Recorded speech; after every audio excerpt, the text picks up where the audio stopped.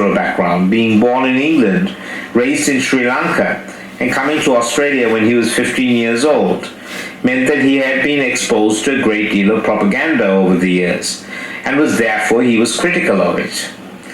As he left the room, Dr. Senewiratne inquired if I was still involved with the NH and MRC. I replied that I was not.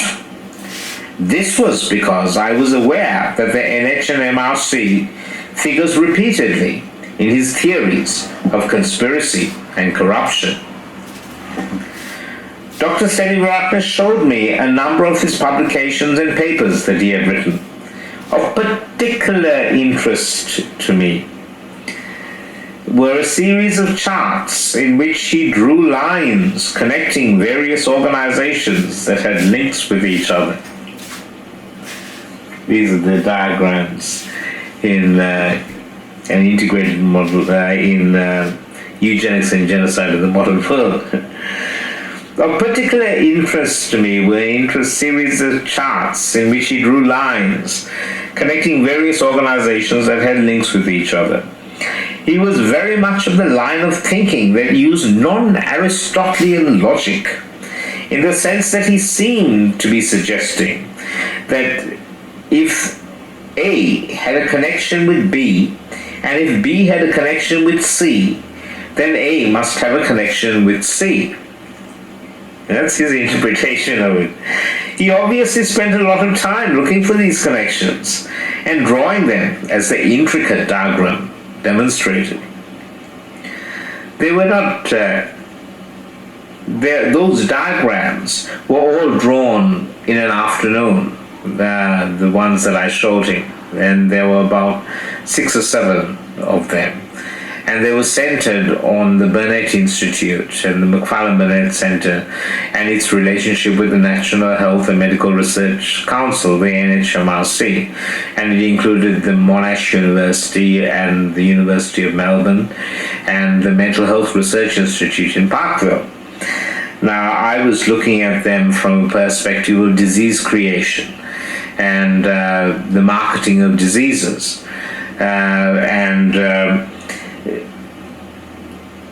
There was no A, B, and C. I was naming the individual organizations so that anybody could look at it and explore them further, the connections. He said obviously he spent a lot of time looking for these connections and drawing them as the intricate diagram demonstrated. He claimed, however, that this line of reasoning led him to hypotheses for which he attempted to look for further information to prove or disprove his theory. I found little evidence of an open mind.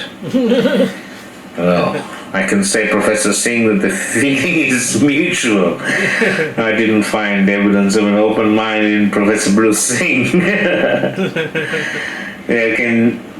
You can gauge that there was a certain lack of rapport between me and the good professor. So he goes on to mental state examination. Now, as I said, Professor Singh was the editor of the undergraduate textbook in psychiatry at the University of Melbourne. So he should have known how to do a proper mental health examination. And this is what he has written before he finally ends with his impression. Mental state examination. Dr. Senewiratne presented as a neat, well-dressed man, and he was obviously anxious about seeing me. He presented his story with great clarity and exactness. He is obviously intelligent, and he has clear views of the world and of multiple conspiracies he has identified about all elements of his particular views. He was convinced that his perspective was right. In my view, he demonstrated the classical thinking of the paranoid personality, in that he is constantly looking for links between various aspects of his behavior and of the world, and then drawing those links together to reach conclusions about the world, usually conspiratorial ones. Bracket C, attachment from the book Neurotic Style by David Shapiro, Basic Books, New York, 1965. Professor Bruce Singh is a slave to his training, like a lot of other people. And so he gauged me to have a paranoid personality. Now, nowadays that would be called a paranoid personality disorder. Everything's got a disorder after it. Bruce Singh is wanting everyone to read a chapter from the book Neurotic Style by David Shapiro, whoever he is. Because that is something that Bruce Singh obviously accepts as an authoritative source for labeling me with this label of paranoid personality. That I'm constantly looking for links between things and drawing conspiratorial conclusions. Now, I actually disagree with this completely. I spend a lot of time doing music and photography and art and writing different things and looking at different things in history and not drawing conspiratorial conclusions at all. But some things, like drug company conspiracies, which he actually says, when I challenged him as to his views about the conspiracy involving drug companies. That's what he says. If he misspelled it, it's a Freudian slip. And I answered that I would be cautious about using drugs, but I would in no way deny people the use of medications. Now, when he says, when I challenged him as to his views about the conspiracy involving drug companies, he's basically saying that there is a conspiracy involving drug companies. And I'm saying that there are lots of conspiracies involving drug companies because the drug companies conspire to sell their drugs. So as many drugs as there are and classes of drugs, there are conspiracies associated with it. And one of the conspiracies is to brainwash doctors into prescribing drugs. And the way that they do this is by minimizing reports of the side effects and adverse effects of drugs and maximizing reports of their benefits. And I think anyone who thinks deeply about the matter will realize that that is, of course, the agenda of multinational drug companies and even small drug companies. That the professors who are getting jaunts around the world to speak at conferences where they're advocating the use of drugs for all manner of different things, and then creating new labels of illness, particularly in psychiatry, it's a scandal. And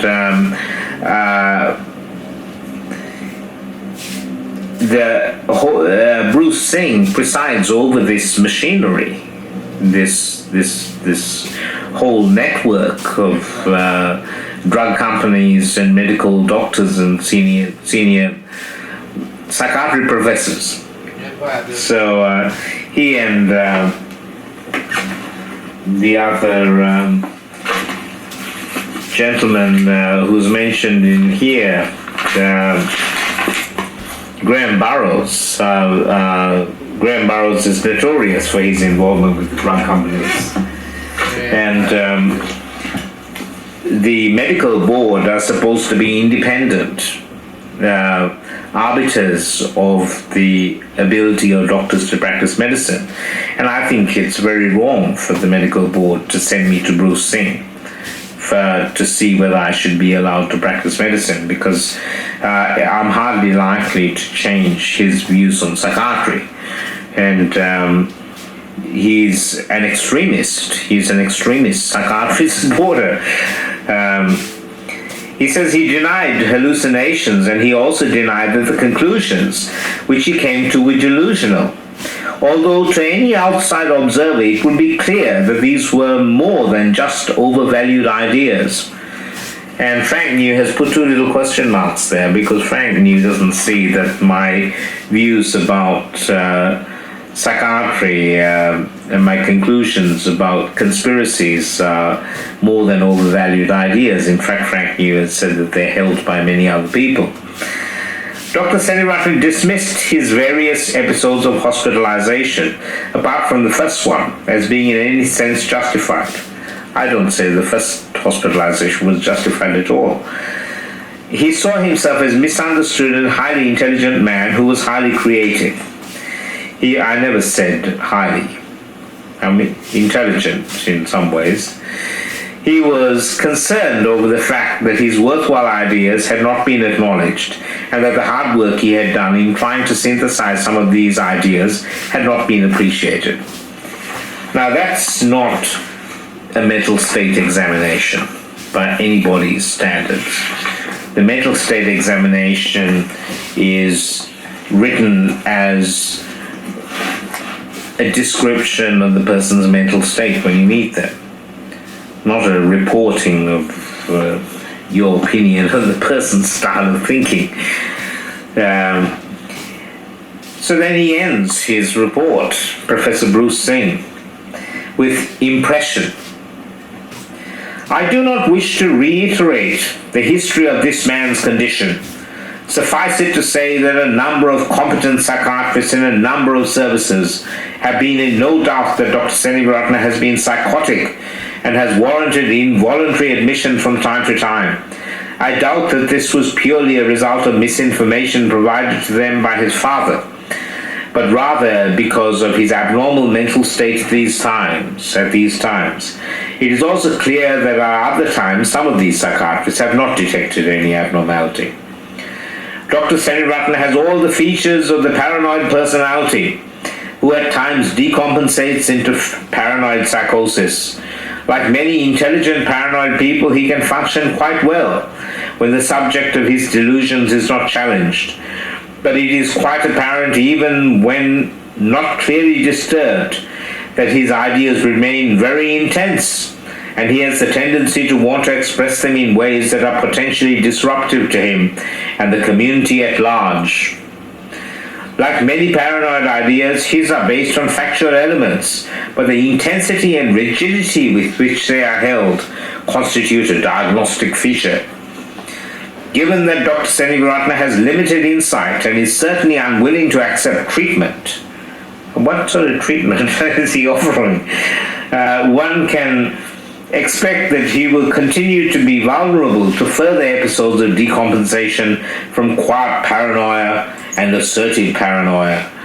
I would therefore caution against accepting his wish to practice without supervision, as it is not clear to me that he has enough insight to know when his ideas may be lapsing into psychosis or clear delusions. I suspect that it is probably true that Dr. Senewiratne has the capacity to insulate his more conventional medical treatment, with the notable exception of psychiatric disorder, from his broader range of ideas and views regarding the world for much of the time. It would, however, constitute a significant potential risk to allow him to practice without any opportunity to observe him, because it is not clear to me that he would be able to appreciate when things are getting out of control. This is not the situation of a man willing to accept he has an illness and have treatment for it. This is an intelligent man who is creative and intellectually highly active, who is convinced that he is not ill or in need of treatment. This is a potentially dangerous combination for any professional, and particularly a doctor interacting with the community. Yours sincerely, Bruce Singh, Cato Professor and Head.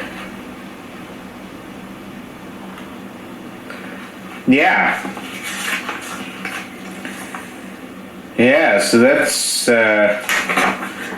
Bruce Singh's report on me, written by an authoritative man. And Frank has included Bruce Singh's report for the Mental Health Review Tribunal. And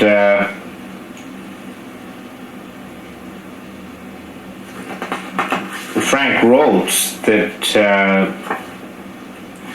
he thinks that I've got a a very eccentric personality, but he doesn't think that I need to. He says, in my opinion, there are not good grounds for Dr. Senewiratne being subject to involuntary treatment, particularly with long-term psychotic medication, which is known to have significant risks to his health and well-being in the long term. So I'm going to leave it there so that you can digest the Professor Bruce Singh and go and look into it. Look into Professor Bruce Singh and his involvement with disease creation. And that's how he does it. He's quite convinced about his correctness. And in my opinion, Professor Bruce Singh is completely mad. He's presiding over a mad system that is making lots of money out of creating madness. And he's a pompous man who should have read the books that I sent him, and instead of just scan reading them and looking for paranoid outbursts, which is anything that implicated him. Anyway, thanks for watching my YouTube.